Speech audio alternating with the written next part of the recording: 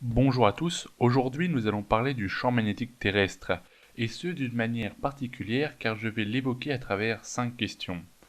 Alors j'ai décidé de traiter le sujet sous cette forme car si je devais tout détailler, demain on y serait encore.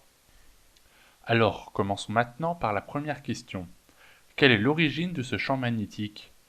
La Terre crée par elle-même un champ magnétique bipolaire, comme celui d'un aimant par exemple. Et ceci est dû dans un premier temps à la composition de la Terre, car comme vous le savez certainement, notre planète possède un noyau. Ce noyau est en deux parties, la première étant liquide et de composition principalement métallique, soit du fer et du nickel, à l'état liquide bien sûr, et sans oublier la présence de soufre. Il y a aussi une seconde partie qui est solide et on retrouve aussi du fer et du nickel. Cette seconde partie est celle qui se trouve vraiment au centre du globe. Alors l'intérêt de vous avoir parlé de ça est simple. La Terre tourne. Sur cela, je ne pense que je vous apprends rien du tout. Mais son noyau tourne aussi et à une vitesse différente, ce qui contribue à la création du champ magnétique, et ce avec l'aide des autres rotations comme celle des planètes autour de leurs étoiles ou l'étoile par rapport au centre de la Voie lactée. Alors la seconde question, à quoi sert-il? Le champ magnétique s'avère fondamental dans le système complexe de la nature. Prenons les oiseaux, ce qui leur permet de suivre un cap en hiver ou en été, c'est le champ magnétique. Mais ce n'est pas son seul rôle, loin de là. Il nous permet tout simplement de vivre. Il détourne les particules et vents solaires qui sont très radioactives, car le Soleil est littéralement le plus gros réacteur nucléaire de notre système. Alors, troisième question, que sont les pôles magnétiques? Comme dit précédemment, le champ magnétique terrestre peut se comparer à un aimant, car il possède deux pôles magnétiques, mais ça reste tout de même un peu plus compliqué que ça. Tout d'abord, la localisation diffère. Cela peut varier d'une centaine de kilomètres. C'est pour cela qu'une référence internationale a été mise en place. 79,3 degrés nord, 61,5 degrés ouest pour le premier, et 79,3 degrés sud et 108,5 degrés est pour le second pôle. Cela correspond à peu près pour le premier à l'extrême nord du Canada et pour le second en Antarctique dans la baie du Commonwealth. Mais pour revenir à la question, ce sont donc les zones où émerge et se termine le champ magnétique, en tout cas pour la partie non interne de la Terre. Au passage, ces pôles magnétiques peuvent s'inverser, c'est-à-dire que le pôle magnétique nord va se placer au pôle sud géographique, et à l'inverse, le pôle nord géographique se retrouvera avec le pôle sud magnétique. Bref, de quoi tout chambouler.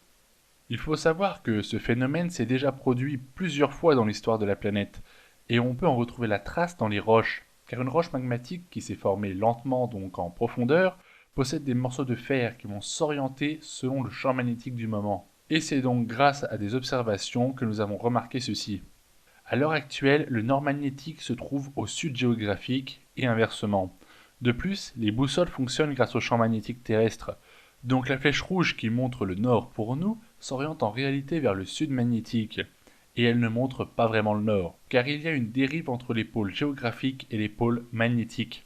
Cette dérive est de environ 10 degrés, mais cela dépend de notre situation géographique. Quatrième question, s'inverse-t-il bientôt et comment pouvons-nous le prévoir? Alors, à l'heure actuelle, ce n'est tout simplement pas prévisible, car cela ne s'inverse pas à intervalles réguliers, mais un peu quand ça veut en fait. Cependant, on constate de légères baisses lors de ces 2 derniers siècles, et depuis la communauté scientifique propose des hypothèses.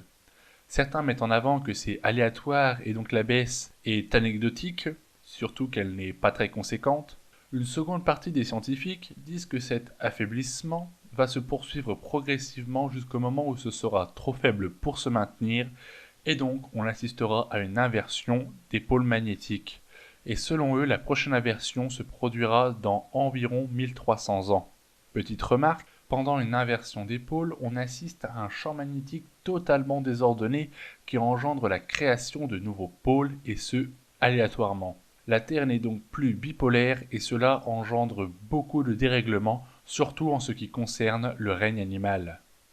Cinquième et dernière question. Comment se mesure-t-il? Le champ magnétique peut cependant se mesurer avec une valeur appelée Tesla, en l'honneur du grand inventeur du nom de Nikola Tesla. Si vous voulez en savoir plus, je vous conseille la vidéo de Poisson fécond. Pour revenir à la question posée, aujourd'hui nous mesurons ceci avec de nombreux outils qui mesurent la fréquence, soit basse ou haute. Mais les moyens restent tout de même très nombreux. Cette vidéo touche à sa fin et donc je vous invite à faire des recherches sur le sujet et à me rejoindre sur les réseaux sociaux, ainsi que m'aider à me faire connaître en partageant la vidéo et en vous abonnant. Si vous avez des questions d'histoire ou de science à me poser pour en faire une vidéo, je vous invite à me la poser via un mail avec l'adresse qui s'affiche et qui sera mise dans la description.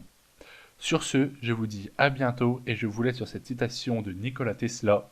Ce qu'un homme appelle Dieu, un autre l'appelle les lois de la physique. Allez, à bientôt.